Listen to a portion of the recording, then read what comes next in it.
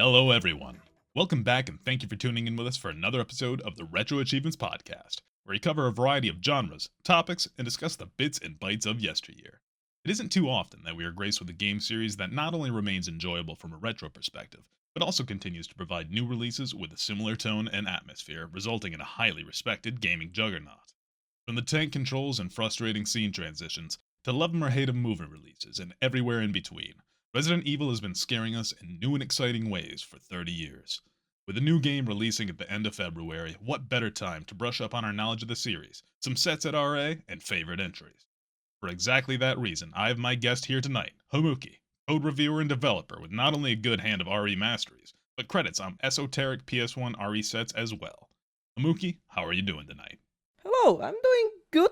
A little bit stressed because it's been very random to get into the podcast. Yeah, I know it definitely wasn't something I had picked out for any specific person. I do know we were looking at another guest for this early, but scheduling just wasn't working out. And with the new game coming out, I really just wanted to get somebody knowledgeable on the series. It's going to be a popular topic. You know, there's going to be a lot of searches for Resident Evil. And not only is this new game set to be just a beast of an entry, there's a lot of offerings still left in the past. I know there's tons of games in this Resident Evil timeline that I haven't personally experienced. Maybe I only played the remake, maybe I only played the retro and haven't played the remake, but I think we got a lot to discuss here, and looking into you and what you've offered, I think you are a great person to have on. We've talked together at least during the Olympics and things like that, so already got a little bit of an idea of your gaming taste and how you function there.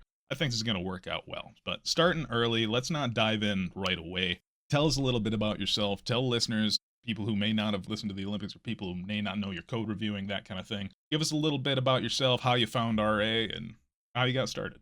Oh, this is a very interesting story because when I was like 6 years old, maybe, my father was playing some random game on the computer.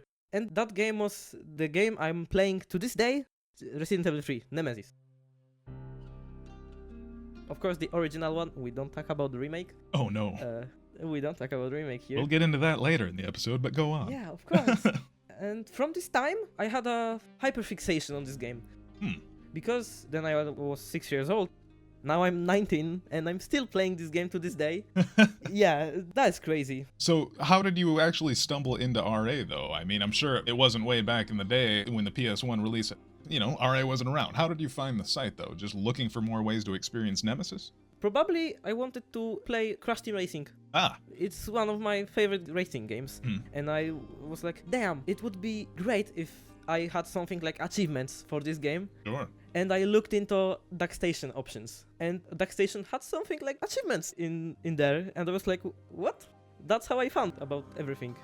So being 19, if I had to haggle kind of childhood impact consoles, 360 would have been a big one, right? Oh yeah, but when I was young, I didn't had any consoles. Oh. So any consoles I've had experience with was like something I go to my friends for birthday and something like that. Sure. I was always so jealous to see that my friends had Xbox 360 with Kinect, and I love Kinect sports, to be honest. So where did the idea of achievements first present themselves to you, where you were like, these are really fun, I would want to experience these on Crash Team Racing? Where did you first get exposure to achievements in general?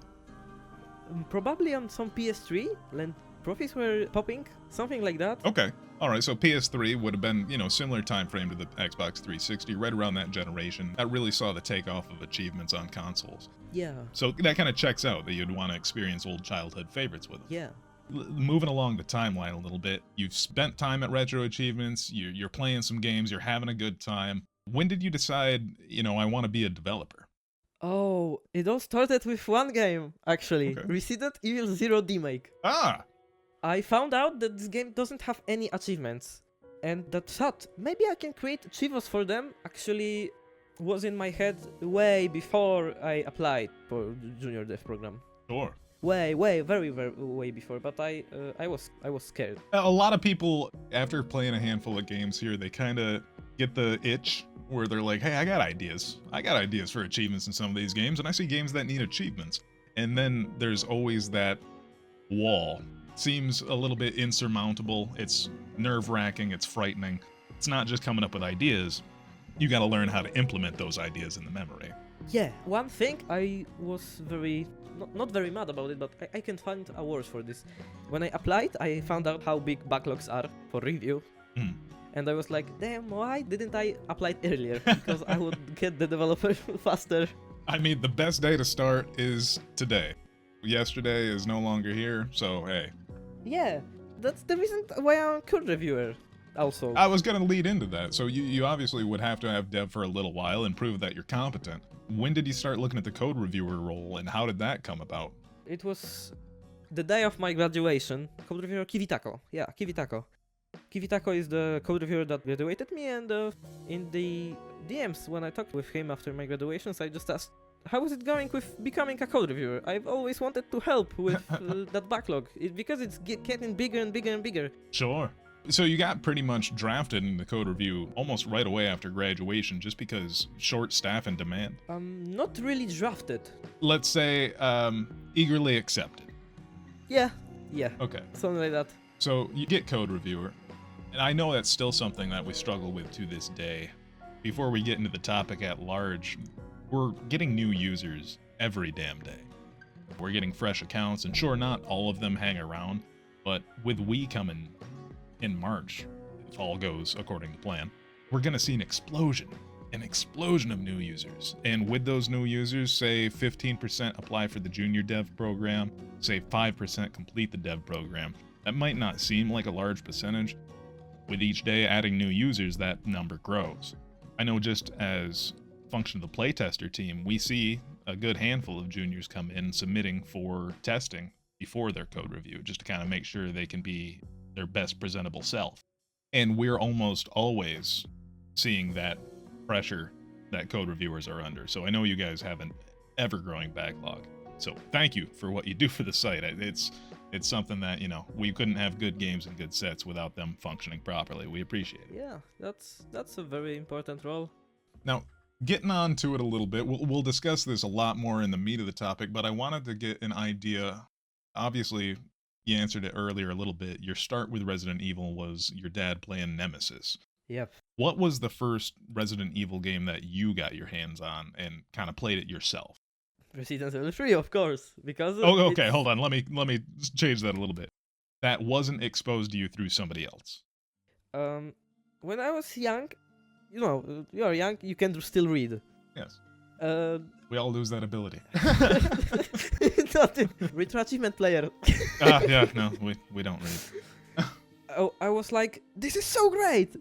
Everything is perfect in that game. When I was 6 years old, I was defeating Nemesis without damage. Holy I shit. love this game so much.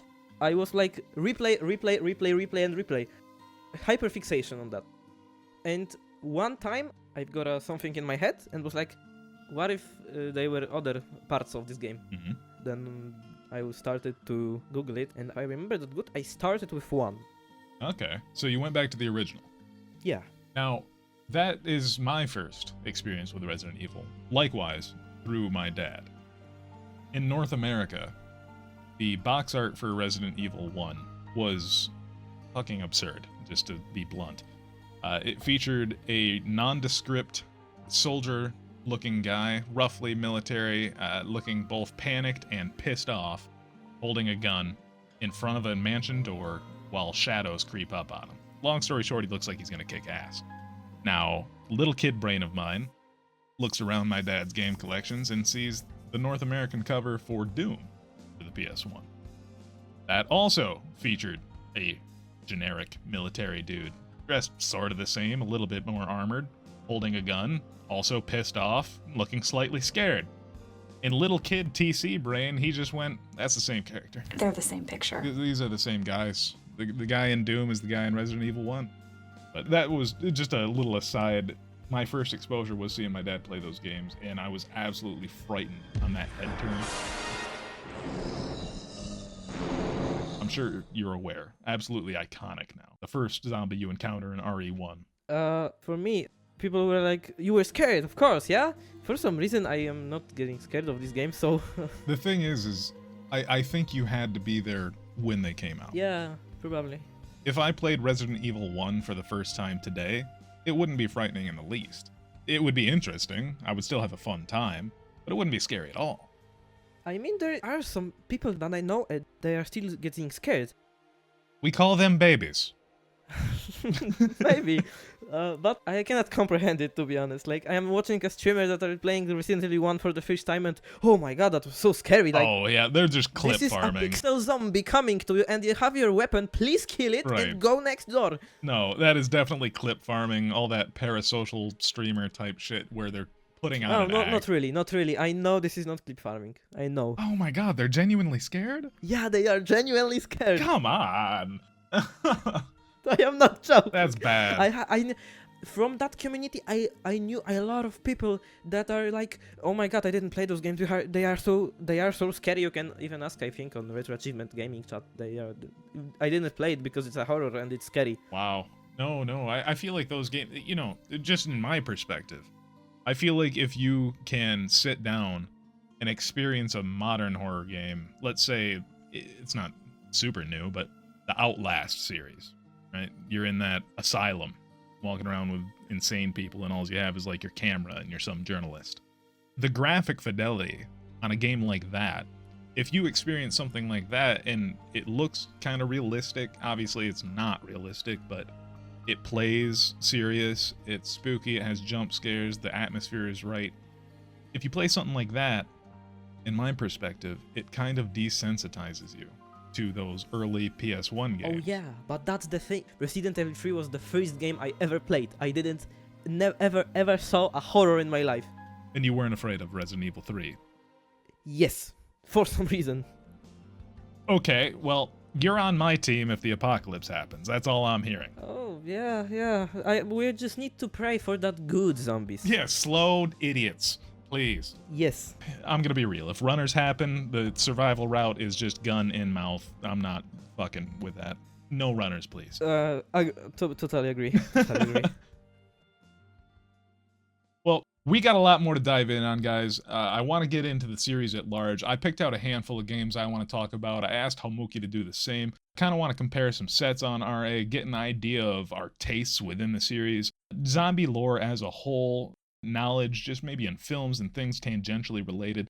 Gonna have a good time, but we will do that right after we get back.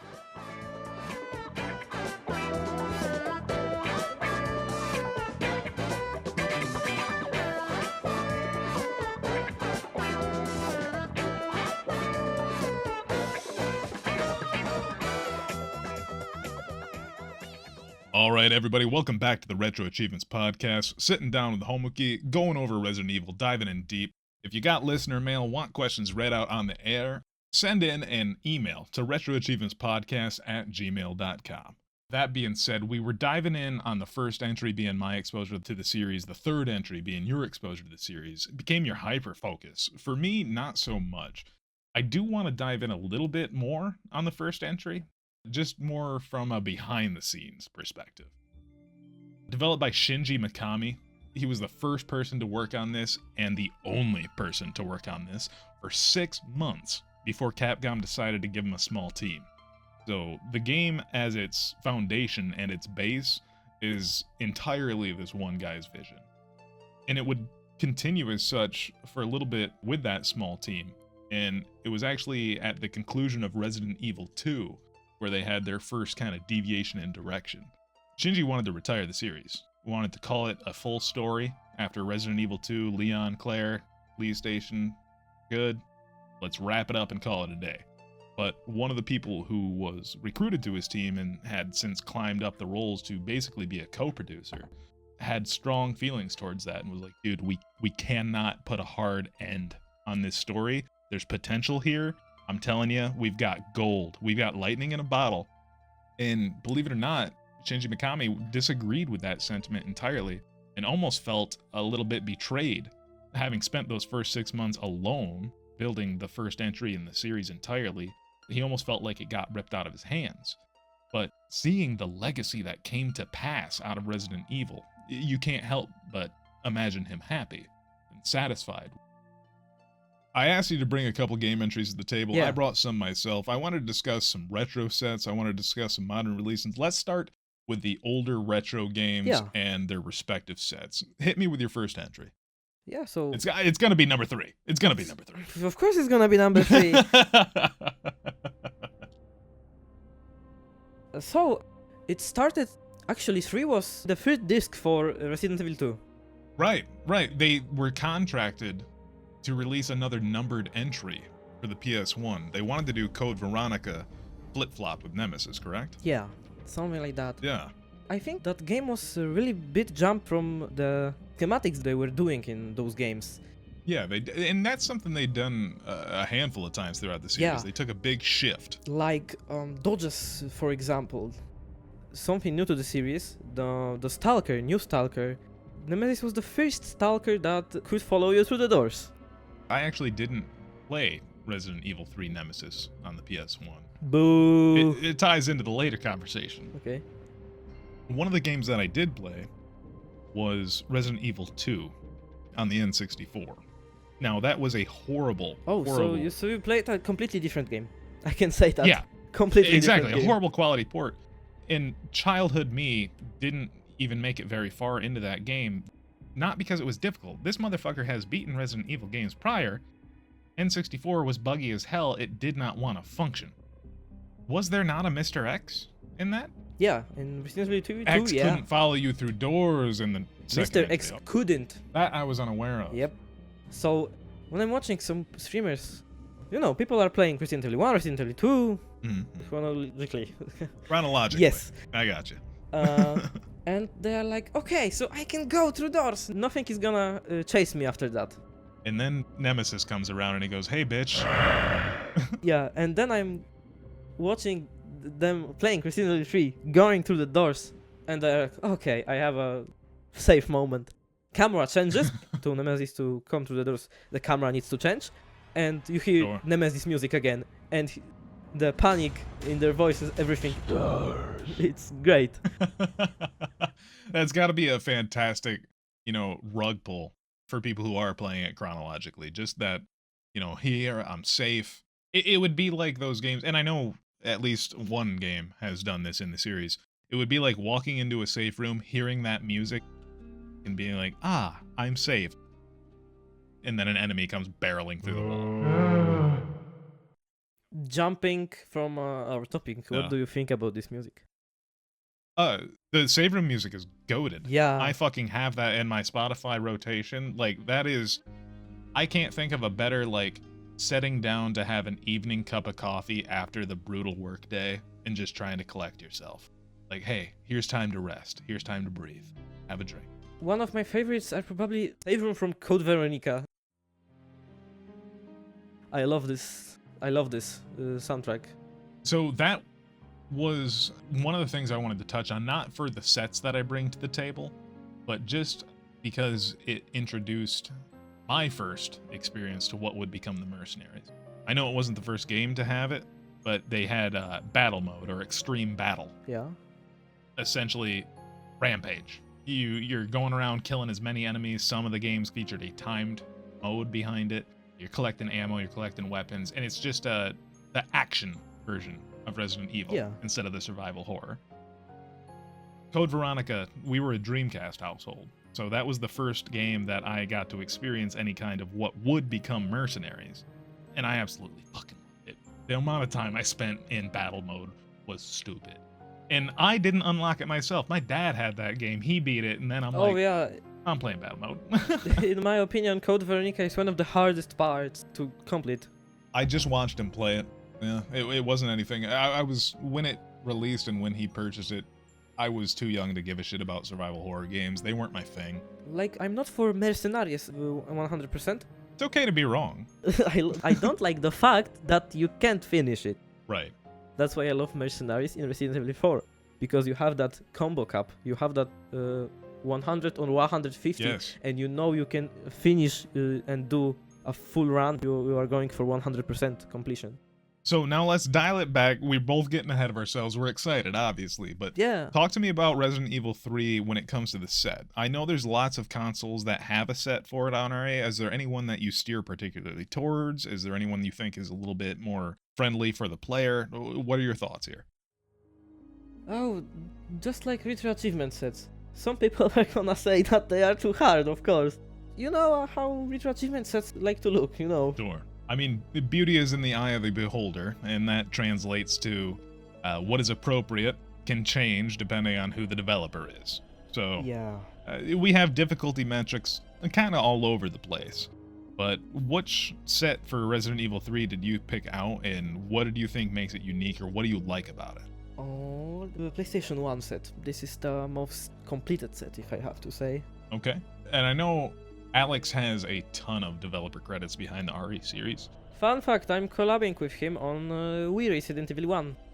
Oh, no shit. Yeah. Awesome. We get that a lot. You know, within retro achievements where a developer will be super either inspired or really just beholden to a certain series. I know we have Shmelioff or Castlevania, for instance. Some of these times names can just be associated with certain game series. Wilhite for Metal Gear Solid is another example. But yeah, talk me through this PS1 set. You feel like it's the most complete.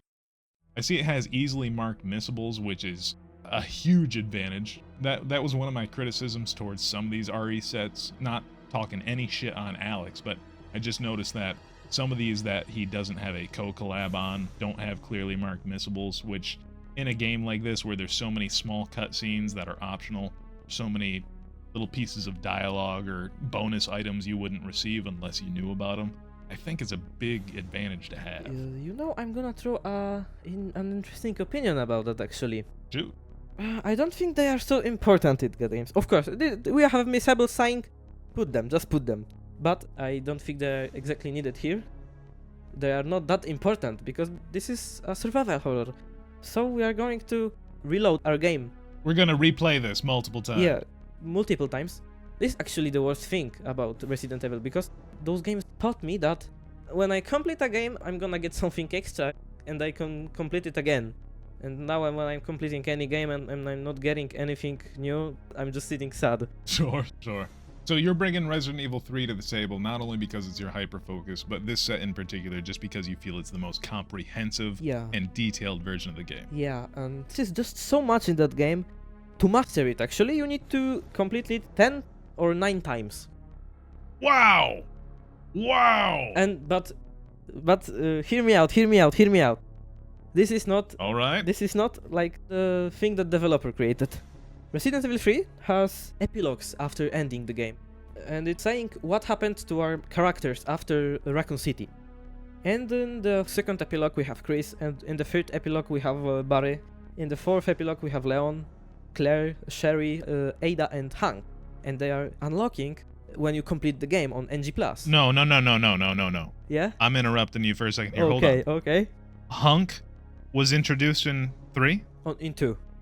For additional mode. I didn't see Hunk until Resident Evil 4 and Mercenaries, and he instantly became like my favorite person in this planet. So if you're telling me he was introduced earlier in the series, I need to know the details of it. Okay. He was introduced in Resident Evil 2, actually. Who was he? Just an NPC I missed, or what? No, after completing, if I remember correctly, of course I am hyper-focused on 3, so I don't remember Sure. everything. But when you complete Scenario A and Scenario B in Resident Evil 2, you get to unlock a new mode, which is called the Fourth Survivor scenario. I thought that was exclusive to the remake. Holy No! fuck. You are playing there as a Hank, of course, and you need to get out from the RPD. You are in sewers, and you need to get out to the beginning of the game, actually.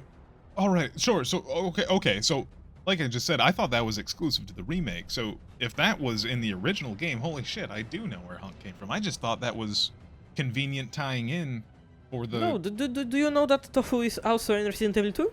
Oh, yes. I do know Tofu is in the original, yes. My first introduction to Tofu was through Outbreak, but I did know just through research alone, after playing Outbreak and figuring out how to beat that when it was offline, that Tofu was previously in 2. Yes, so I was aware of Tofu. Yeah, so that's the thing. So you need to replay that game to get the hang, of course. I do. I need to replay it to get the best guy.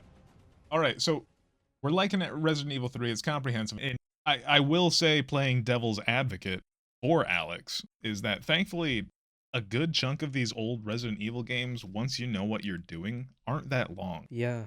They're only a couple hours, handful of hours at most. A lot of the issue the first time coming around, and the bulk of the time, just comes from trying to figure out the puzzle. So, like, you're sitting here, where do I go? What do I need? Holy shit, okay, I gotta go put this back in my inventory. Yes, of course. Alright, I need to grab this again. I love that backtracking, by the way. You can hate me for that opinion, but I love it completely. Absolutely. For a first-time playthrough, I think it adds to the atmosphere of almost feeling restricted. It not only limits your inventory, it limits the resources within your inventory, because each time you backtrack or pass through another place, unless you're dodging or avoiding, you're wasting precious resources. And it only becomes after you beat the game a time or two that you know the route, you know the story beats, you know the puzzles, so you can optimize and otherwise kind of work around those restrictions that felt so hard imposed, but were actually soft imposed simply because you weren't aware. Of course. Now I'm looking at this set also. This set, there are not that much of developer challenges, if I have to say. These games just offer so much to do. Sure. And it kind of ties in to the other sets where that is Resident Evil. And the first one I want to bring to the table is kind of a fresh take on an old familiar. The Resident Evil Deadly Silence release on the Nintendo DS. As I said earlier, seeing my dad play that first entry on the PS1, I was too young to play it myself and I didn't really have interest in it, but I watched it and I had some nostalgia for it. I had some fear over certain cutscenes and things like that, but I had an eagerness to say, hey, this is a more quality of life improved version. This has additional features baked in, you know, new scenes, new mechanics. And I had just gotten a DS not too long prior from the release of the game, so my dad, being a lover of the series, was like, hey kid, go ahead, play this, you're gonna love it. And of course I fucking did. Looking at the set, it's pretty brutal if you're playing it on a mastery, but tons of points for a game that isn't too long. If you're not playing it on a mastery, you can grind up some achievements. From the developer perspective, if I can, of course. Yeah. Resident Evil games are one of the games I found with very nice memory to work with, because, you know, some people are saying, yeah, why doesn't that set have more challenges? Because devs didn't do something in memory that you can do. More custom sets, more custom challenges in sets are completely based off something like one session or something. And in Resident Evil, with the thing I found, that everything's perfectly beat flags and you can do what you want with them. Ooh, we always love to hear a developer team who keeps their code clean. That's why working with those games is beautiful. Now I'm working on Resident Evil 4 for Wii and Resident Evil 1 for Wii. Ooh. And both these games are beat flags and you can do what do you want. You don't need to do any weird things with memory. That's very nice. Love to hear it. Something I really enjoyed about Deadly Silence itself, knife play on the touchscreen. It was new and exciting, offered a refreshing way to experience an old game with new features and additional content. I mean, being at the age where my previous handheld portable system was a Game Boy Advance, it truly felt novel to play in different locations. Plus, the concept that you could close the lid and it would sleep immediately was amazing. Like, these were cutting-edge features. So, just being able to play an enhanced version of Resident Evil 1 with additional touchscreen controls. 1, touchscreens weren't common. Not common when the Nintendo DS came out. 2, I can take this to the fucking playground. I can take this to lunch. I can take this wherever and, oh, hey, we gotta go. Just close the lid and everything's saved right where I left it. Oh my god, revolutionary. I think that was no small part to me finishing probably my first survival horror game completely alone. I was one of those kids that did not have the attention span for big RPGs, did not have the attention span for story-based anything. I needed a timer. I needed points. I needed action constantly. After that, I like you very much. I have something similar, to be honest, and I can't comprehend people that play JRPGs. It needs to be the most perfect example for it to hook me if you're an RPG. Like, obviously, within the last year, Claire Obscure, Expedition 33, has been in the zeitgeist of gaming discussions. And that game hooked me at first. And if I honestly sat down and gave it another hour, it would hook me again. The story still interests me. I want to know what the painting lady is doing. But I just find it so hard to go, this is what I'm doing for the next 16 hours, is just basically hitting prompts to listen to a story. It's hard for me to do that. And fighting with turn-based, it's hell for me, to be honest. I do think that Expedition 33 hooked me more than the average turn-based game because it did have a couple active battle elements, but even those weren't enough to hold me off. And here's the thing, I'm not calling that a bad game or a bad genre. It's simply not I'm not the target audience for them. Obviously, it's not a bad game. It swept the Game Awards, and everybody cannot stop talking about it. I acknowledge it's a good fucking game, but it's not a game for me. That's okay. Yeah, I have something like that good games, I can play them, but this is not like playing Resident Evil. Exactly. I have like 70% of Final Fantasy X, but I can't end it. Can't see it through. Yeah. Yeah. Well, let's get back to a game with a lot more action. Looping back to Resident Evil. I brought my first entry. You brought your first entry. What's your second? Of course, Resident Evil 2. Okay. Because I love the first trilogy. I've played all of them, not all of them, of course. 19%, I mean. But Sure. I love the first trilogy. Is it just a comfy retro feeling about them that draws you to it? Because if it was the lore or the world, you would be more open to the modern versions. But what is it that draws you that first trilogy? I don't exactly know, but the things I love in them, that tank movements. I don't know why, but I am a fan of tank movement. For some reason, I love them. And this is a very weird comparison. Yeah. You know how I feel about speedrunning them? Enjoyable. Not really. Oh. I mean that a character is a car when you're speedrunning them. Right, you were simply going from A to B as fast as fucking possible. Cut all these corners and you need to be as precise as possible. Yep. And I love it. Love it completely. I love it all. I love that static cameras. You don't know what is hiding by the corner on the new static camera. This is something I love, and I don't like to see that. All the horrors and games are going to the third person mode. This is not the way we want. I do gotta agree with you that there is something to be said, and a lot of those first three games did this perfectly. That tension that presents itself when you walk into a room and you see everything that there is to see. You don't see an enemy, but you hear that. Actually, a fun fact, when Capcom was developing Resident Evil 2 remake, they first wanted to do static cameras. But really? Yeah, they scrapped the idea and did over the shoulder. You know how Diablo 2, they just had like a resurrected version. Yeah. And there's a button where you can toggle to the old graphics on the fly. It would have been so cool if the Resident Evil 2 remake figured out a way to work in a way to include that additional camera mode. Like, hey, flip this setting, you get the old school tank controls, and we'll put the camera somewhere in the corner of the room. Did you play any of the remastered Tomb Raiders? Lara Croft. That's also a game that lost its, I would say, tone based on how they changed the control scheme. They took the Resident Evil 4 kind of over the shoulder for the newer releases. I wanted to say about them, about the remasters, because they have that option. But it's a remaster, of course, so it's easier to put something like that in the game. Sure.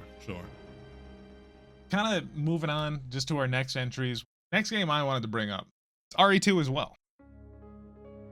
The GameCube set specifically. Clearly marked missables, solid descriptions, tons of achievements spaced pretty frequently apart, alongside an extreme battle mode with plenty of achievements of your own. letting you romp around with all the artillery you can scrounge.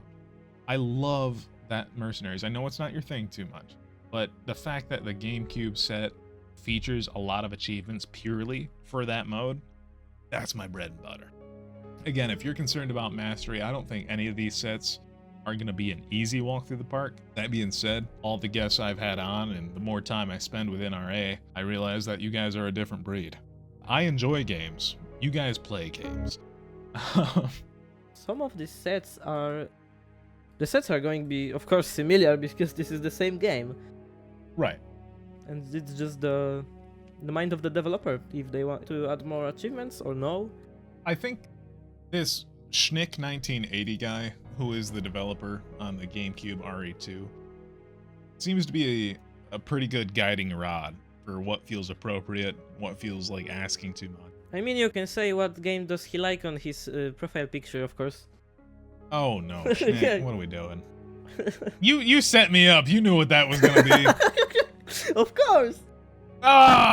You set me up. For the listeners, we have Leon S. Kennedy on his profile picture. Yeah, he's Leon Kennedy, so here I am thinking he's Johnny Badass with the Resident Evil, but I look at his masteries and it's Donald Duck going quackers, Fairly Odd Parents, Ed, Ed and Eddie, like Harry Potter, Winnie the Pooh, and Shrek, Powerpuff Girls. What are we doing? Listen, I mean, coaches don't play. Okay, you make a point. Okay. It doesn't retract from what I said earlier. I think his set for that game is actually really fucking solid. Yeah, having them makes you miserable. You don't want to play them again. Having not played through the original Resident Evil 2 even once in my life, if I choose to bite it off, it's going to be this GameCube version. So I'd recommend to any listeners who are trying to get their dabble in the old retro Resident Evil, take a look at this. RE2 GameCube, this is a classic example of good take controls, that classic formula we were talking about earlier, and kind of exemplifies the game in a good position. I'm gonna add a fun fact for all those chronological freaks. Mm-hmm. If you want to play it in a chronological order, you want to start from the second disc, not the first disc. What the fuck? Yeah. If you hear for the first time about that? Oh, does it start you on Claire? Yeah, actually, Gotcha. the right order is to start with Claire and end with Leon. Do you know how we know about that? Hmm. It's going on the end of the game, of the second scenario, of the beast scenario, when you are fighting with the final form of Mr. X. Some woman appears and drops us a rocket launcher to kill that Mr. X. Some woman. Some Yes. woman, yes. She had already been through. Yeah, right. That makes sense. That's one of the points how we know that the second scenario should be Leon, not Claire, because I don't think that woman should help Claire. Now, speaking of that mysterious woman, Ada, one of my favorite characters throughout the series, crops Mine up too. in many of the games after debuting in 2. One of the things that still keeps me interested in her all these years later, not only just the fact that she's badass, dressed in this suave, like, sexy dress. I don't care. I'm here looking good and killing bitches. Like, she seems to run the room. She's the main character. You're not the main character. She is. But not only do I love her for that, something that keeps me interested is that Ada isn't her real name. And that was teased in RE2 initially, where it wasn't explicitly said, but Ada was implied to be her adopted name for the role she was trying to play, like her assumed identity. And fans speculated that for years until Resident Evil 6. And I do not like this. But one of the things that it did reinforce with an unlockable file, once you get Ada's entry, it details that it is simply a codename. Ada is nothing but a codename. We can pray, we can get a bottle of copium, because if there's Leon, there's Ada. Yes. And I come hope on, that come we'd get Ada in Resident Evil 9. I want to see 40-year-old Ada in that game, please. Give me bad bitch fucking Yes, mommy. Yes. Yes. I want to hear her so much. I'm gonna be jumping from joy when I'm gonna see Imagine her reuniting with Leon this long later and just being like, hey, Tiger. Like, holy fuck, I'm gonna melt. It's you can imagine how people were when they were playing Resident Evil 4 and that woman just appeared on the screen after 2 parts. Goddamn. Yes, and that is something I love about these series, the callbacks. How often has a game been played through where you're like, this has nothing to do with Wesker? And then either you see the motherfucker or you read a file and it was like, this had everything to do with Wesker. And you're like, son of a bitch, he's still fucking with me. Like, I love the callbacks. They haven't forgotten their roots. Now, I'm going to steer it into my next entry as well. I know I just teed it up with the GameCube version of RE2, so we'll double dip on you when I get back. But we're kind of leading into this. We've already touched on it a lot. It would be ridiculous not to talk about this as one of your retro entries. And at my age, it feels weird to call this retro, but I can't lie anymore. Resident Evil 4. Let's fucking go. Like, they chose to revamp this series a lot in between Nemesis Code Veronica to RE4. I need to ask you, on what tier you would put this game? 4. Within Resident Evil or within, like, games as a whole? Within Resident Evil. It's hard to say because I would kind of cut the series into 2 columns. And those columns wouldn't be able to compete with each other. I can say without thinking, I think that this game is overrated. That's the thing, is I can't say that. So what I was going to say is, I think this series is cut down the middle. You have games that were in the previous tank controls era. Yeah. And then you have games Resident Evil and post Resident Evil 4. That was the series where they decided we're going to do this new over-the-shoulder thing. And they had a couple of entries after that where they messed with it a little bit more. But that was where they decided we're going to shift things away from tank controls and let's try something radically new. I think in terms of release time, they couldn't have picked a better moment. This is when we were transitioning into newer, better hardware. GameCube, I believe, was the first console to get RE4 released on it, with PS2 being later. And that was their first opportunity to kind of flex. Say, hey, we've got a little bit more resources to use. What if we want to step away from these pre-rendered backgrounds and we want to do an active thing? And in making that choice, you can't have the tank controls and make those active scenes feel real and full of life as you could if you put the camera behind your shoulder. I would say today, I don't know if they're overhyped. They might be viewed through rose-tinted goggles, but I do know they are absolutely beloved. I mean, I'm getting your point here. The thing is that I'm thinking like that, they are just not for me. I feel like that formula from the third person, of course changes are good because now we are suffering from zero change in gaming, so you know that. No change at all. Yeah. No change at all, so that's good. That's very good that they changed it. But this is just not for me, and that's why I think over the shoulder this didn't really work for me on PS2. Like, this is great here on PC, and I can shoot with a mouse, aim freely. I think what helped me a lot with this entry as well was this was the first game that I was old enough to be into alongside my dad. So I watched him play Resident Evil growing up a lot, but it was never a game I wanted to play. When Resident Evil 4 on the GameCube came out, it was both a game he and I wanted to play. So we were on the couch just diving in. So I have no doubt that a part of my fondness for that one specifically is just because it's such a good family. Like, that was a great time with me and my dad. So I'm always going to look back at that fondly. As well as introducing things like the blue medallions, which would become a staple from, not necessarily blue medallions, but small, shootable collectibles throughout the new remakes and releases that have come since. And I love those little optional things. The shooting gallery, where depending on how quick you go, you get upgrades, you get my items. brain with that. Okay, I get it. Yeah, we like it a little bit. You scratched my brain with that. I love that too. I love the figures when I played game for the first time. And it would play through the shitty speaker box on the base of the figure. Like, It was you perfect. unlock the whole new row and was like, wow, I'm gonna see like new rows. Yes. It's not that exciting for the second playthrough, but for the first playthrough, if I remember that correctly, that was a blast. Playing that in the repeat, this is sick. Right, and those little mini games, those sides, where they take you away from the story and they're like, hey, let's just fuck around with our weapons for a bit. I love that. Also, introducing characters that, the series had always been about keeping you secluded and keeping you away from a sense of safety. Obviously, the first one had Barry. We know the famous Jill sandwich line. That was too close. You were almost a Jill sandwich. But I don't know about you. I never felt safe around fucking Barry. That guy was a liability. You're right. Anyway.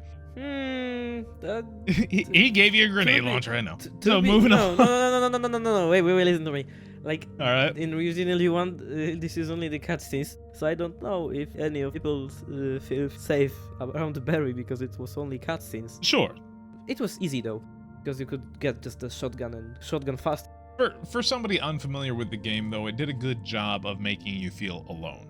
With Resident Evil 4, that was the first time where I encountered, obviously, an iconic character, the Merchant. To this day, if I'm right, we don't know nothing about him, yeah?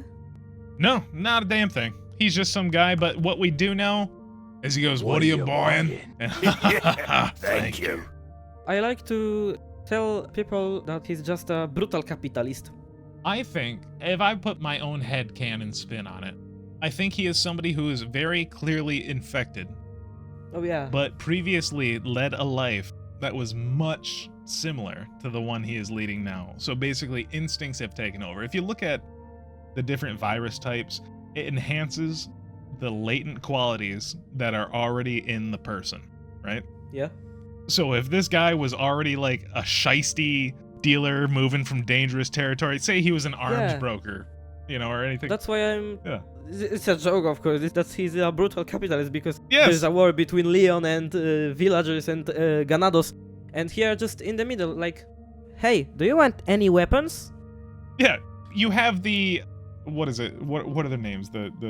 You have the Las Plagas version of Raytheon. Raytheon is a large weapons manufacturer in war. Yeah. Yeah, but I love the character. I love the game. You can kill him in Resident Evil 4, yeah. And he will fuck right off. And he will come back. I don't remember though if he will be in the same place if you kill him. No, I believe it's if you kill him at his shop, he stops showing up at that shop, but he will show up at the next one. So I heard theories that he is not a one person. That this is multiple of guys selling weapons had them just due to the amount of accessories and garment attachments he has, that would be a hell of an outfit to pull off multiple times. Yeah, those theories are, I think, correct. Because later in the game, his eyes flashing red, if I remember correctly. As far as I'm concerned, that's just the infection setting in. I don't think our homeboy lived much further beyond the events of RE4. Don't you think with that arsenal he had any other options to escape from the island? I don't think it was the island that killed him. He was already infected and he was dying. I don't think he could cure himself. I mean, the infection didn't kill the host. the body. It also stopped making them at some point. Yeah. Okay, let's say Homie's corpse might still be shambling around, but it's not the guy we knew. Just imagine walking on that island and seeing a zombie, like slow zombie with all that weapons. That outfit. Oh, that would be. Imagine if we walk into fucking Raccoon City in this next game, and we just see the cloak and the purple bandana shuffling around. Like, no, we gotta put you down. I don't think we can see. No, I don't think we're gonna see him cross the ocean just to show up as a cameo. I don't know if I remember right because I didn't replay any of the trailers. I just watched it one time and that's all. I don't wanna. Same. I've been trying to go dark as I can. I'll watch it once and then nothing. Yeah, and there is gonna be some currency in Resident Evil 9, I think. Yes. One thing I did pick up in the Requiem trailer and I think you will be particularly geeked for. I don't know if you caught it. It was in the live action one, like the short film. Did you see that one? No, I didn't. Oh. So they did a live action trailer where it was like a 4 or 5 minute small short film with real fucking people. And in this scene, it's a mother playing with her daughter and everything's fine, but they're in Raccoon City in their apartment and shit starts to not be fine. And then alarms and sirens and TV notices and they got to get the fuck out. So she starts running. And as she's running down the street and the camera is looking at her face and she's just running towards the camera and it's keeping up with her, in the background towards the right, you see this large lumbering figure. And then very faintly you hear stars. Oh, And a fucking rocket launcher goes off. Oh, yeah. Oh, I need to watch it. He's in there. My brother tested me. Fun fact. If you say when I'm sleeping and I hear stars, I will wake up. Like, no joke.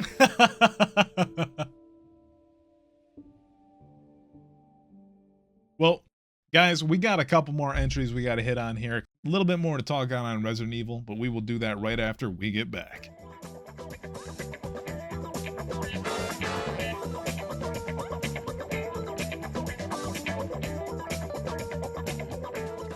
Homuki.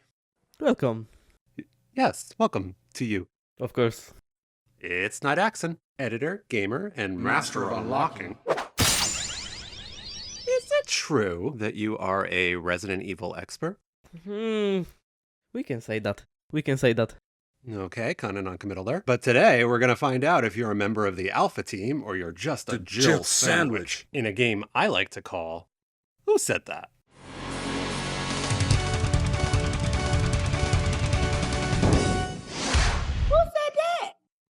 Okay.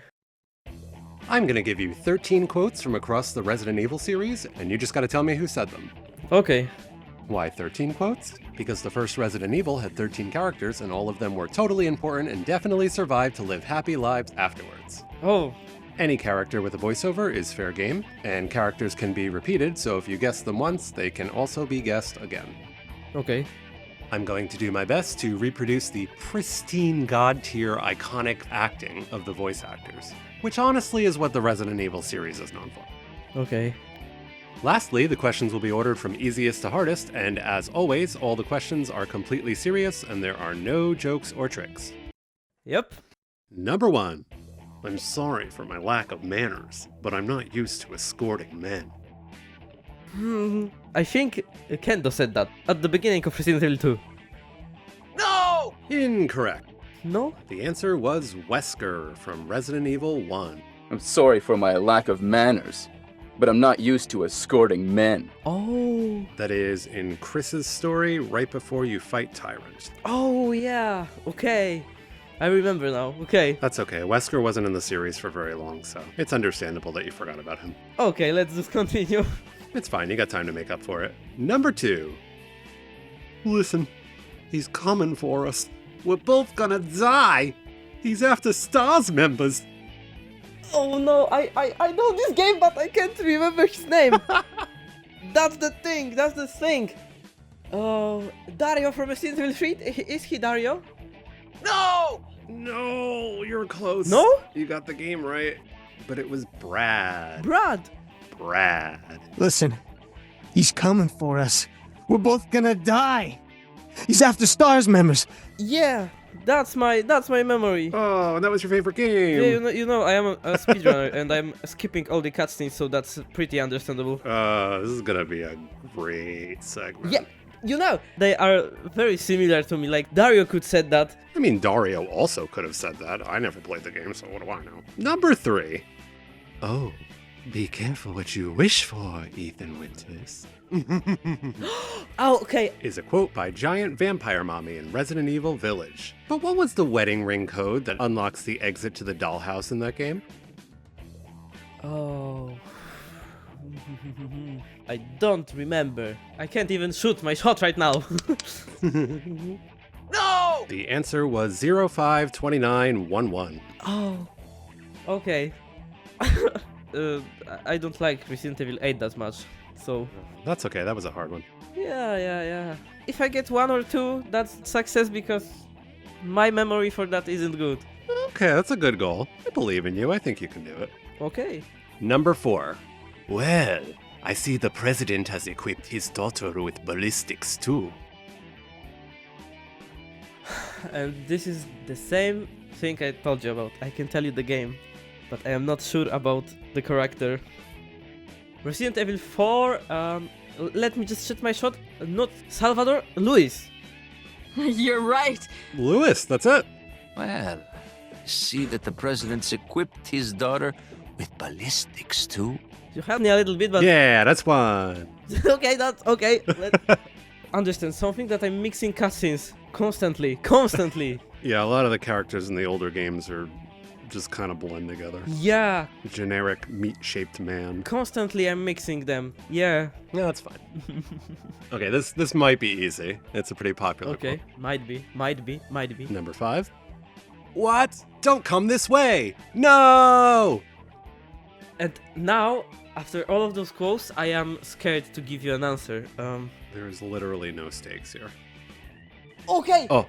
okay. Yeah? I can visualize that cutscene, but I can't. Barry from Resident Evil 1? No! No? Who? It's Wesker again from Resident Evil 1. It's him being killed by the Tyrant. What? Don't come this way! No! Spoilers. Oh! And now! Okay, I don't know why I'm. Oh. You are. The worst thing you are telling me that, and now I can visualize everything perfectly, and I know that. I'm not like, oh man, You're doing good. You got one so far. I just don't have a memory for that things. That's funny though. Pick the worst topic for me. It's my job. Number 6. Now here's a weird fucking door. Oh no. Can I ask for a clue? It's from Resident Evil 3. This shit is from Resident Evil 3? Asterisk. Yep. Hey, no way. Okay, I have my shoot. You know the game. I have my shoot. You know the game, so you know how characters are in the game. Yes, I have my shot here. Let's shoot it, buddy. Shoot it like a zombie. He wasn't on N, he was on M. Mikhail. No! No. What? Who was that? I don't even remember that quote, so... It was Carlos, but it was from the remake. Now here's a weird fucking door. Man, Resident Evil 3 remake. you said no tricky questions. I lied. I mean, I did say the Resident Evil series, and that is a game in the series. Oh, we said Resident Evil 3. I thought we were talking about original one. It's not like I gave you a quote from one of the movies. I'm not a monster. Okay, that's understandable. Okay. Number 7. Yeah, I know what you are. I knew your sister. She was a homicidal bitch. No clue. No, I don't. Zero idea.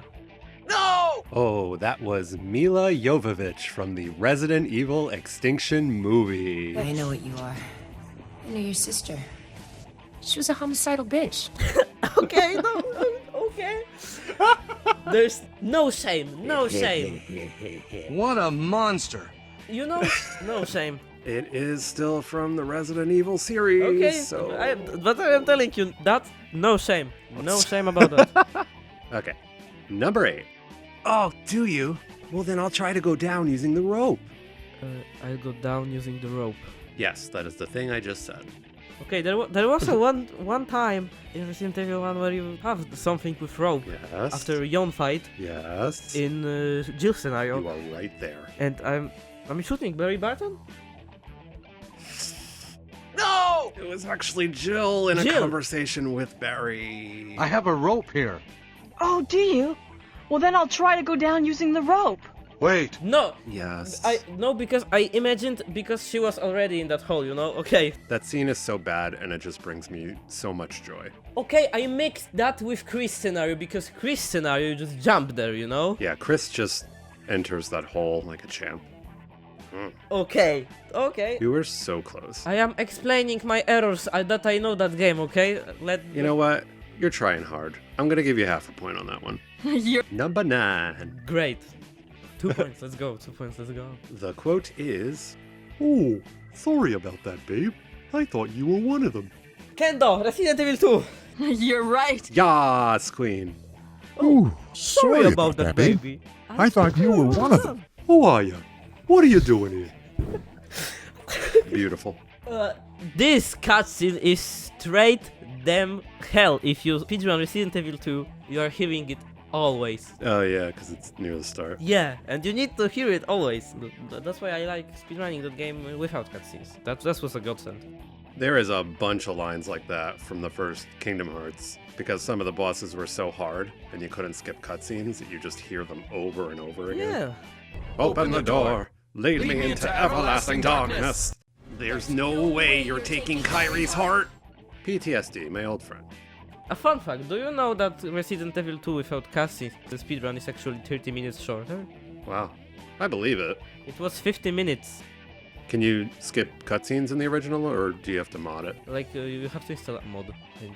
Oh, okay. It's amazing how fast you can get through these games without cutscenes if you know what you're doing. Yeah. I mean, I couldn't. Speedrunning gives me anxiety. I'm gassed. I have like 2.5 points. Yeah, so we got the goal. Let's go. Yep, you hit your goal. Now let's aim for a win. Yeah. The goal is 3.5 points. You are filled with determination. Number 10. This house is dangerous. There are terrible demons. Ouch! And then they die. Forest. No! No, same Vibbies though. It is No? a side character that dies right away. It's Richard. This house is dangerous. There are terrible demons. Ouch! Oh, I am dumb because I'm saying Forest. I meant Richard, but I forgot the name of that guy. Okay. They're all just mediocre white men. Forest is dead from the beginning. Now I remember. Correct. And speaking of Forest, number 11. But take a look at this. Oh my god. Oh, take a look at this in the shooting my shot. Barry. You're right. Barry, yeah. But just take a look at this. Oh my god. Wow, I nailed that impression. Okay. Saving myself. Finally, all your Barry guesses paid off. Yep. That special quote of him. I'm waiting for that. Okay, let's keep this ball rolling. The final 2 questions are the hardest, so good luck. You know, maybe I'll impress you with some niche knowledge. I believe in you. That being said, hardcore mode activate. Number 12. Wait here. It's time to test out my new toy. Steve, Resident Evil Code Veronica. You're right. Oh my god, yes. Wait here. Time to test out my new toy. You pulled out the obscure knowledge. Oh my goodness. Last one, number 13. What? A spy? Thank you. You are a good boy. Oh my goodness. Oh my goodness. I know that one, but... I don't know if you're gonna get this one. If you get this one, I will give you 5 points. Oh my I will God. give you 5 points. Spy. You're a good boy. Let me think. I need to think. Okay. I have a shot. Let's go. I have a shot. Aim. I have a mythical knowledge shot. Headshot. And I really hope that this is it. Inventory management. I've played this game some days ago. Why? Yeah. Here's your clue. Because I have a gun con in my room and I want to speedrun it, of course. Of course. And my shot is Vincent from Resident Evil Survivor. You're right. What and how? What? A spy. Thank you. You are a good boy, Lot. I've played it like 1 week ago. Again, why? Why would you play that game? This is my common problem in my life. You know, on the easiest question, I don't know nothing, but when something harder will appear, I will have it in my head. This concludes... Who said that? I did promise that I'd give you 5 points if you got that right, so I'm giving you 5 points because you got that right. Giving you enough points for the win. Oh, not 5 points like in... Yeah, I just gave you 5 points because I really did not expect you to get that one. Okay, I see now. Homeboy, I could barely find video footage for that game. Yeah. And because you won, your prize is the rocket launcher, allowing you to escape the mansion so you can be emo in a helicopter and eventually go to Africa or something. Let's go. You know you didn't have to give me a rocket launcher, like a knife would be enough. Okay, now you're just showing off. I would kill them all with a knife, to be honest, okay? That's not a problem. Oh, I need to kill them all with a knife. That's you. That's what you sound like. Congratulations, thank you for coming on, and back to the show.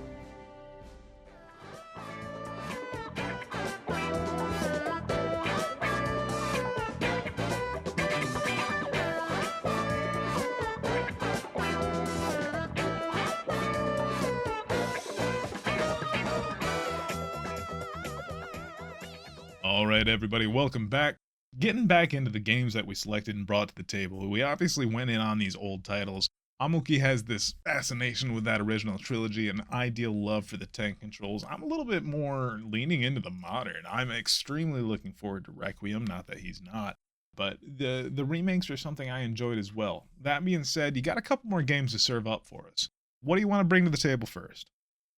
You remember probably when I told you about I'm thinking Resident Evil 4 that this is kinda overrated part for me. And do you know why I think like that? Why is that?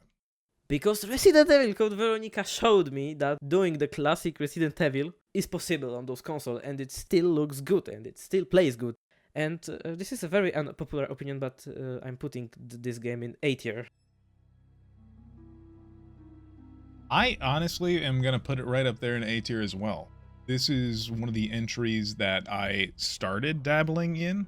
Like I said, 4 was the first one I was able to dive in fully, but Code Veronica, I was just starting to turn from being shithead toddler into like thinking conscious, able to put things together brain. So that was an entry in the series I really liked, really enjoyed. It was one of the first times that I saw a game broken up into multiple discs, at least on the Dreamcast.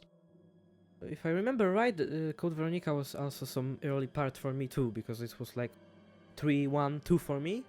Then when I got my PlayStation 2 pretty old, it was 4, and then I got Code Veronica, so it was pretty early for me, yeah.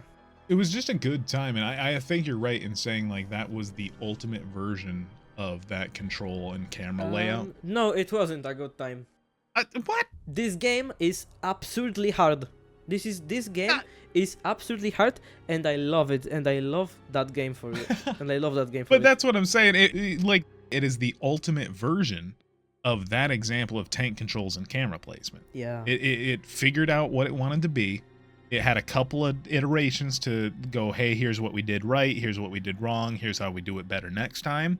And being the third entry who used those same mechanics, they really figured out how to navigate the layout.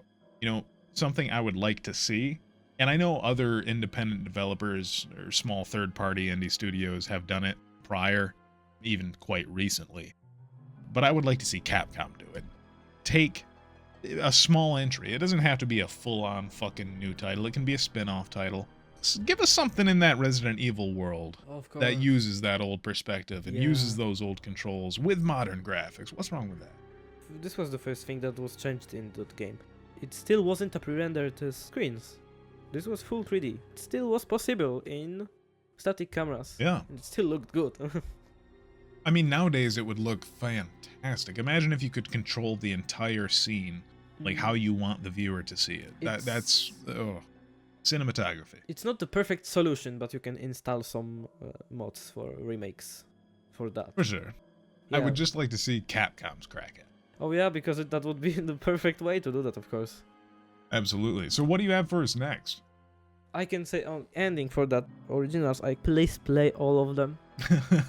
They are perfect. You can also speedrun them. They are also perfect for that. They've done nothing wrong. Yeah, because they are short. They are really fun. Do not touch Resident Evil 3, because I am on leaderboards. Please do not beat me.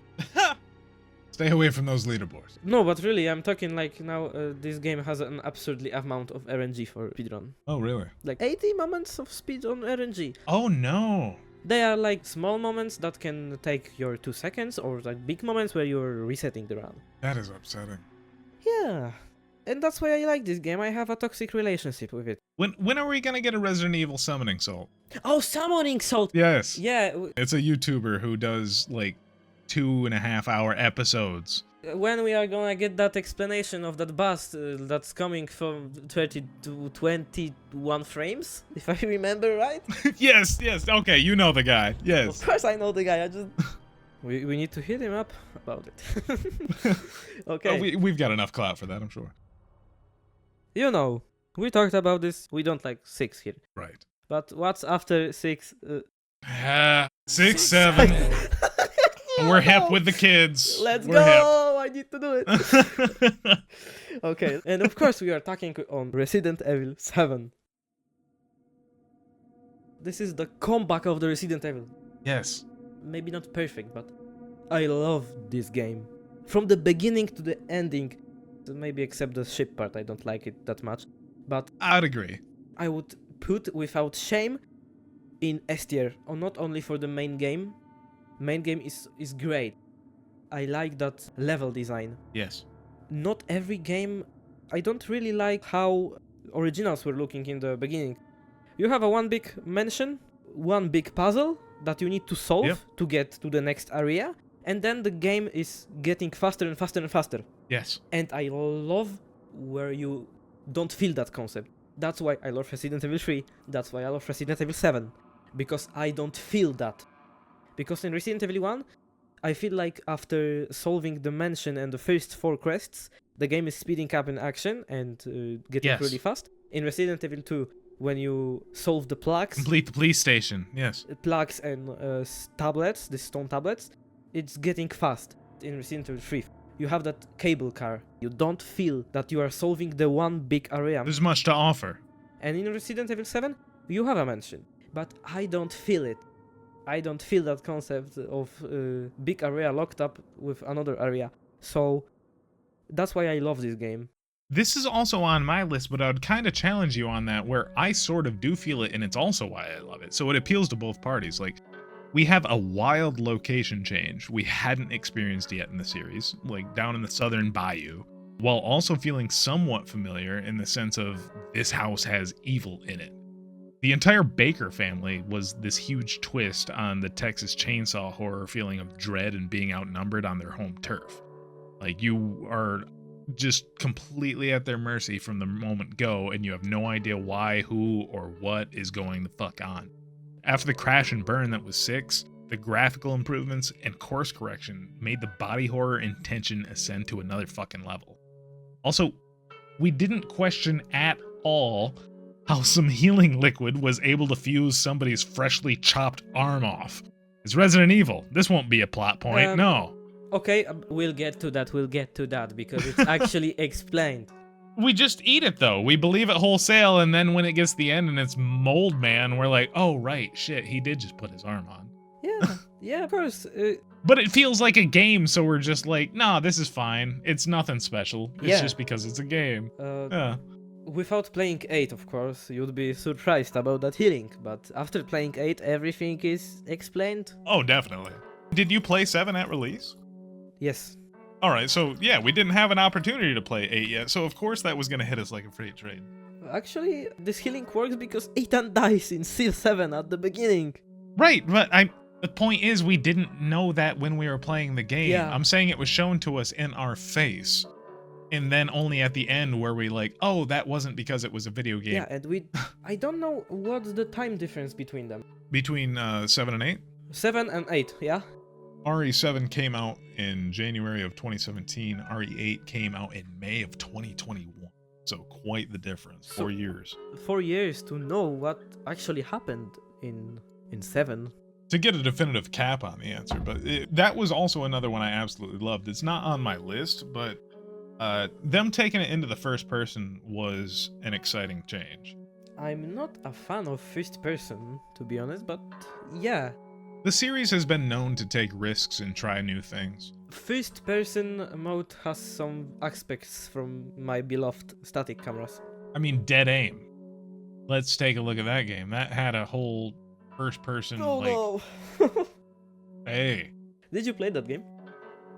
I owned it back in the day. I didn't beat it, but I played it a little bit. I enjoyed it, but I'm sure that's just because it was, when you were young back then, you only had a handful of games to play, so you enjoyed every one. I mean, I mastered that game. Did you like it? A simulator of walking, if I have to be honest. Something like that. So I used to love those on-the-rail arcade shooters. Things like House of the Dead or Time Crisis. And even though that game wasn't on the rails, like you said, walking simulator, it basically felt like it was on the rails. So when I could just pull up my gun and shoot things in first person, I enjoyed it. I still have an additional thing about this game. Yeah. I feel like that 4 is like a Timo ripoff of 2 or something like that. Like we are playing AliExpress, Leon S. Kennedy, and Alibaba Ada Wong. It is Wish.com, Leon. Yeah, even you see that Americans were doing that game. Because you have, of course, a beautiful romantic kiss at the end. Yeah, you need it. You need it. Oh, we want to see that in Resident Evil 9, but we can only hope. It needs to be between Ada and Leon, and I will have nothing else. My boy's gonna die. We know my boy's gonna die. Give him a kiss from Ada. No, let me curb that. He deserves his peaceful life, okay? But he's not gonna probably use it, but he deserves it. He's going down. I don't think he's making it through this next game. So you know about Raccoon City Syndrome? Yeah, the thing in his hand. Yeah. And he is in 3rd stage. Yeah, I think homie's dying. But that means that an operator on his headphones is dying too, actually. Because I believe it's Sherry. Oh, Cheryl? I must not have caught that. Like I said, I watched them once and then I shelved it. I want to be enjoying this thing as blind as I can. Yeah, I know, but I have also a bunch of friends that are like taking a glass and like, okay, that one detail, oh my god. Oh, doing analysis. Yeah, and yo, Homuki, did you saw that in the trailer that the Leon's Jeep from Resident Evil 2 is still in the same place? No way, like, whoa, no way. This is so crazy. Oh, man. Back, I would say, more than 10 years ago, I had a friend like that who would constantly bombard me with movie details about things we wanted to see. And eventually one day I just fucking tweaked and got a little bit loud, and I was like, stop fucking telling me things. I don't want to hear a goddamn thing. I don't care if you don't think it's a spoiler. It's a fucking spoiler to me. And I like fully upset. And we're still very cool. He's one of my best friends, but to this day, he just is like, hey, this movie's coming out. Do you want to see it? Yeah, cool. And then shuts the fuck up. Yeah. And just stop it. Let me enjoy it at my own pace. For the range of spoiler is different for every person. Like, yes, I can take a screenshot from the game I am looking at without a problem. For sure. As long as it's not like plot revealing. Also, there's like a time delay on spoilers. I really don't give a shit after like the first year. Hear me out. I know some people that can actually enjoy a show after spoiling the ending. And that's fair. Like, because there are shows and, games that the experience is mostly in the journey rather than the conclusion. But like I was saying, I think there's a time delay. If it's been a year or so, like if you really wanted to consume it, you would have done it within a year. So I'm not going to give a shit if you tell me a spoiler on something that came out a year ago. That's on me. You revealed your couple of games. We both matched on RE7, but I got one last in the list, and I didn't think it would be this perfect or this controversial for my guest. But without any planning, the final game for my modern entry is the RE3 remake. Oh no. Now, I didn't get to experience Nemesis originally, so this offered me a more accessible way to play the story. I love the concept of collectibles and lockables within a shop, like I said. Not only did this thing have the little bobbleheads you could shoot around, but like a couple of the games before it, it featured that in-game challenges. Not all of them were achievements, where you would get points, and then you could use the points to unlock like infinite ammo, whatever, or this outfit, or concept art, you know, fun little bullshit to fuck around with the game. That was something that, as far as I can remember, is the most recent remake and modern entry beyond what's going to release at the end of February. I obviously played 4 when that remake came out, Jesus Christ. I've probably beat Resident Evil 4, both remake and classic, if we're counting them together, 20 fucking times across all consoles and entries. Like, shit. I could go to sleep and remember that game. I have to disagree with you on that, actually. The one thing I'm always telling people about Resident Evil 3 Remake, if you play the Resident Evil 3 original, you'll understand what I'm saying. Remake is not a bad game. It's a good game, but it's a bad Resident Evil. To see what bad is this game, you need to play the original. You need to see how Nemesis is working in the original. In Resident Evil 3 Remake, you can just kill him with one nade. That's all. And Resident Evil 3, he have 800 HP and he's very hard to kill if you are not experienced with the game. See, I never challenged him in the remake just because it felt intimidating enough that I wanted to get the fuck out of there. Like, at most I would dodge an attack or two, but like, I never really tried to fight him in the game. I mean, killing him in the remake is not really needed. You don't need it in original, but in original he dropped funky cases with funky weapons. And if I remember good, in remake he dropped some ammo. Like I said, it wasn't anything I engaged with. I got the fuck out of Dodge. So I think, like, just from my experience alone, that proved to be a benefit. Like, he worked as an effective measure of fear. I didn't try to fight him. Like, this is not something like with Resident Evil 6, because Resident Evil 6 was a bad Resident Evil bad game. I mean, Resident Evil 3 is actually a good game, but bad Resident. They also scrapped 40% of the game, 70% of the game. It was quite short. Yeah, they scrapped the whole clock tower, where you have the like 20 to 30 minutes in original with clock tower, you have only the boss fight.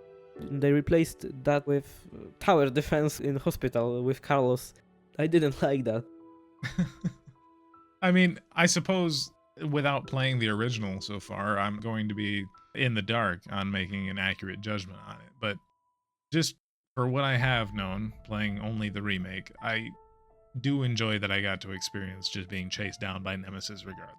It did feel intimidating. I did get the threatening vibe. How far did you play it? Beat it. Only once?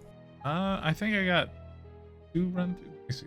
I destroyed all the Charlie dolls. I did hardcore.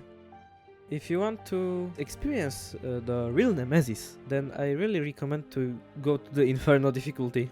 Oh, no, I don't want to hate my life. You see how few masteries I have on RA there, friend? No, I play games for fun. Okay, do you know that I have 100% achievements on Steam in Resident Evil 3? I did the best ranking on the Inferno difficulty. Oh, God. So even though you don't really enjoy it that much, you still 100%ed it? Yeah. Jesus. I don't know if you saw this, but do you know how fight with Nemesis looks on the Inferno difficulty, the final fight? No. Recommend to watch it. This looks like Peak Souls. If you like Souls game, this looks like Peak Souls. Oh no. Nemesis can attack you 14 times in Peak, and you have to dodge all this. Oh shit! And if you don't, you'll die, because it's a one hit you die on the Inferno difficulty. Good lord. So in the Resident Evil 3, they feel like they did not quality, they did the amount. Because it's the only part with, I think, 3 additional difficulties. Like in Resident Evil 7 you have Madhouse. In 8 you have Village of Shadows after Hardcore, I think. Resident Evil 2 Remake you have Hardcore only. In 4 you have Hardcore and Professional. And in Resident Evil 3 Remake you have 3 additional difficulties. They didn't go for the quality. I mean, kind of looking at zombie media as a little bit of a larger umbrella. Like, Resident Evil had to be influenced by things like Night of the Living Dead, old school zombie films and stuff like that. Yeah. But the ripple effect keeps going. We obviously had those Resident Evil movies back in the day that, you know, either you really enjoyed them or you were like, what the fuck is this? They had nothing to do with like the game series as a whole. They used similar names and company names and shit like that, but at large, they were completely different. Did you ever see those old school Resident Evil movies? Yeah, I saw the first one, but as a kid, I'm not really a movie watcher, but I remember, of course, about zombies, I'll watch something. So that first movie, the scene that stuck out to me the most as a kid, and of course we saw it when it came out, thinking it was going to be actually representative of Resident Evil, the laser hallway. Of course. Do you remember that at all? Yeah. Oh my god. Of course. So I was young when I saw that scene, and I'm just like, oh, he's fine, he's fine. He's dropping into blocks, he's fucking dead. Yeah. It was the worst. I kind of wanted to just tee that up, though, to be an example of how far a series can be morphed from its creation. So you got 1996, RE1 drops. And then however many years later in the early to mid 2000s, a movie that has nothing to do with Resident Evil lore beyond just the name and some other features releases in North America to Western audiences and continues to grow. I mean, even further than that, we have a guy named Zach Krieger, used to be on a skit show called Whitest Kids You Know, but more probably known for making the recent horror movie Weapons. I think that won a couple of awards and people seem to like that. He got the exclusive rights to make the next Resident Evil film. And he has not seen any of the movies before. He wants to revolve it around the plot lines of 2, 3, and 4 as inspiration. Last I heard, that's set to come out near the latter half of this year, so it's just another testimony to how long this series goes. My opinion about those, as you talked previously about, like, just take the name Resident Evil and did a completely different story with that, yeah? And if I remember right, the first movie was actually one of the greatest. People enjoyed the first. It hit really well for whatever reason. I don't know if it's the same part, but I remember a part where it was like Ada Wong and Leon S. Kennedy. I remember something. No, I'm talking the old movies with the redhead. No, you might have this completely wrong. No. In the old movies, one part had that characters, I think. I don't remember Leon in those old ones. Wait a minute. Oh shit, Retribution. Retribution, yes, Retribution. What? Shows you how much I cared about those sequels. There he is in his weird jacket. Jesus Christ. Even with Ada Wong, and there was like a corny scene when like Leon just take his hand on Ada's side and of course American movie had to do it. This looks awful. Oh my god. This is shit. Yeah. There's a reason my memory restricted me from saving this. Oh, I'm sorry. I'm really sorry. God. All right. God damn it. Well, we're kind of wrapping things up, Homuki. Glad to have you here. This was an awesome record. We got to dive in a lot on the series. A couple of points I just wanted to bring up. The Devil May Cry game actually started as a prototype for what RE4 was supposed to be. They just realized along the lines that, no, this is not a Resident Evil game. This needs to be its own thing. And also, Resident Evil 9 is set to be the most expensive game in the company's history. They're putting all their eggs in this fucking basket. Yeah. Do you know why do I love difficulty in 7? Why I love the madhouse in Resident Evil 7? Why is that? Because it had limited saves. Ah. When I found out that in Resident Evil 9, in the Grace segment, you will have limited increments, I jumped out of joy. It does put a sense of, like, restriction on you. Make my game harder? Thank you! For the ending, I have, like, a fun game. 3 things. 3 things we want to see in Resident Evil 9. Oh, what do you want? To Jill sandwich. All right. Okay. We're obviously both excited for the entry that's going to come in Requiem. So hit me with these 3 things. First, I want to see Ada Wong. If it's Leon. Do it. We need her. We need her. We need her. Please. The second thing of my bingo, that I wanna be in Raccoon City for longer than 1 hour. I am scared that they are doing it something like that show that city in the trailer, but actually we will be in that city for an hour on or less. You know what I'm talking about. Yep, that's just the intro area, and then we're in some other location. I don't want that either. Let me explore the ruins. Yeah. And the third thing is Leon actually living through the game. I don't think we're getting that one, buddy. Yeah, there's not crazy points about that, but this is like my checklist. I just want to see. All right.